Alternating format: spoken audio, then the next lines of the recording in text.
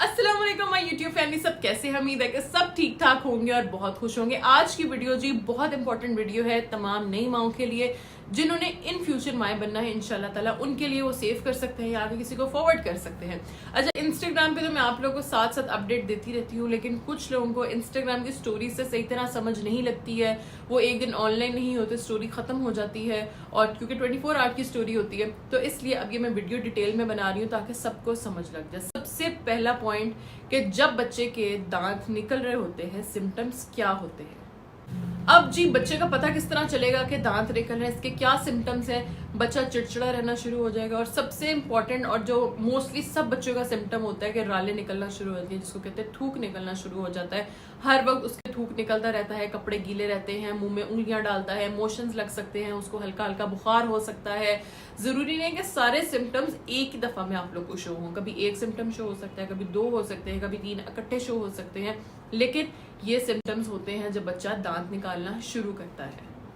एक बात जी नई माओं को बताना बहुत जरूरी है, हर बच्चा डिफरेंट होता है। जरूरी नहीं है कि हर बच्चा सेम एज पे दांत निकालना शुरू करे। मोस्टली कहते हैं 5.5 और 6 माह की एज में बच्चा दांत निकालना शुरू करता है, लेकिन कोई बच्चे जल्दी शुरू कर देते हैं, कोई बच्चा लेट शुरू करते हैं। इसी तरह कोई बच्चा जल्दी बोलना शुरू कर देता है, कोई बच्चा लेट बोलना शुरू करता है।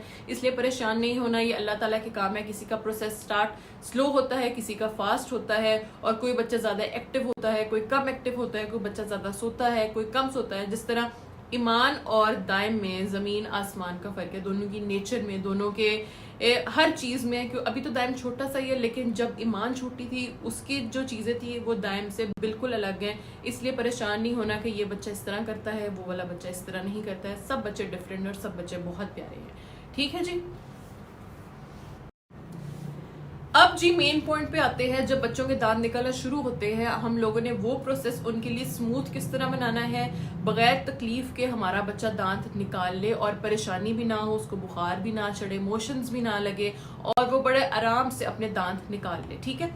अच्छा, हमें मिलेंगी दो चीजें, बायो 21 का सीरप और बायो 21 की गोलियां। हम लोगों ने इस्तेमाल किस तरह करने हैं। जब आप लोग को फील हो कि हमारे बच्चों का दांत निकलने का प्रोसेस स्टार्ट हो गया, जिस तरह राले निकलना शुरू हो गए, कोई आप लोगों को एक दो सिम्टम शो हो, तो आप लोगों ने सीरप की तरफ आना है। आप लोगों ने डायरेक्ट गोलियां इस्तेमाल नहीं करनी है। मैं आप लोगों को ये निकाल के भी अंदर से हाथ पे रख के दिखाती हूँ। ठीक है। सबसे पहले हम लोग ने सीरप पिलाना है, उसके बाद हम लोगों ने गोलियों पे आना है। सीरप जी हम लोग ने इस तरह शुरू करना है, जब बच्चे के दांत निकलने के सिम्टम्स सपोज शुरू हो गए, हम लोग ने सीरप स्टार्ट कर देना है। ½ टीस्पून सुबह और ½ टीस्पून हम लोग ने शाम को देना है, जब तक बच्चे के 2 से 3 दांत नहीं निकल जाते। सपोज बच्चे के 2 से 3 दांत निकल गए, इसको हम लोग ने पिलाना छोड़ देना है। ठीक है। फिर इसके आ जाना है गोलियों के ऊपर। ये भी मैंने गोलियां खोली नहीं है क्योंकि दाएं को मैं सिरप पिला रही हूँ, उसका भी कोई दांत नहीं निकला, लेकिन सिम्टम शो होना शुरू हो गया है, उसकी राले निकलनी शुरू हो गई है, थोड़ा सा इरिटेट रहना शुरू हो गया था। ये देखिए, इस तरह की गोलियां होती हैं, मुंह में जाते सारी घुल जाती हैं। जब 2 से 3 दांत निकल जाएंगे फिर गोलियों पे स्विच कर देना है हमने। फिर हमने सिरप नहीं पिलाना क्योंकि सिरप फिर असर नहीं करता। सिरप का तो आइडिया हो गया, सुबह ½ टीस्पून और शाम को ½ टीस्पून। जब सिरप से गोलियों पे स्विच करना है, गोलियां दिन में 3 दफा देनी है, सुबह दोपहर शाम, 2-2-2-2 करके। ठीक है। टोटल 6 हो गई, एक दिन में 6 देनी है।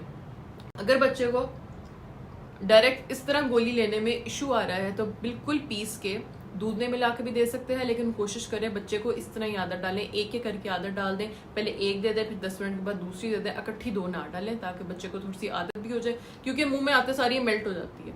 अब जैसे मैंने जुबान पे रखी है, हल्की सी गर्माइश उसको आई है तो साथ ही मेल्ट होना शुरू हो गई है। ये था जी, सिंपल सा प्रोसेस था। अगर पता चल जाए तो जिंदगी आसान हो जाती है। ईमान की दफा थोड़ी मैं लेट हो गई थी, मैंने स्टार्ट ही गोलियों से कर दिया था। मुझे नहीं आइडिया था कि पहले सिरप देते होते हैं उसके बाद गोलियां देते होते हैं। तो ईमान क्या करती होती थी, उल्टी कर देती होती थी जब इसको गोलियां देते थे। फिर मुझे डॉक्टर ने ही बताया था कि आपने पहले ये इस्तेमाल नहीं करनी है, पहले सिरप इस्तेमाल करें फिर गोलियां इस्तेमाल करें। और फिर मैं 1 महीना तंग हुई थी जरा, लेकिन बाद में सुकून आ गया था जब मैंने सिरप स्टार्ट करवाया। फिर 3 दांत जब आ गए उसके, फिर मैं गोलियों पे स्विच हो गई थी, आराम से उसका प्रोसेस हो गया था। अब दाइम भी माशाल्लाह अल्हम्दुलिल्लाह, वो तंग करना उसे शुरू किया था, साथ ही मैंने उसको सिरप पिलाना शुरू कर दिया है। अब वो भी बहुत बेहतर हो गया। उसको टीथर ले दिए हैं 2-3, लेकिन मेक श्योर कि वो हर दफ़ा साफ़ करके दे। जब बच्चा टीथर गिरा वैसे मुंह में डाले तो बच्चे को पेट में दर्द होना शुरू हो जाती है। पता नहीं क्यों शुरू बस हो जाती है। हम लोग तो जो मर्जी गन शन खा लें, हम तो बड़े हो गए ना, हमारी इम्यूनिटी सिस्टम इम्प्रूव हो गया, चैलेंजें बस आने शुरू हो गई हैं। अपना बहुत ज़्यादा ख्याल रखिएगा, दुआ में याद रखिएगा। आऊँगी मैं अगली वीडियो के साथ, तब तक के लिए जी रब रखा।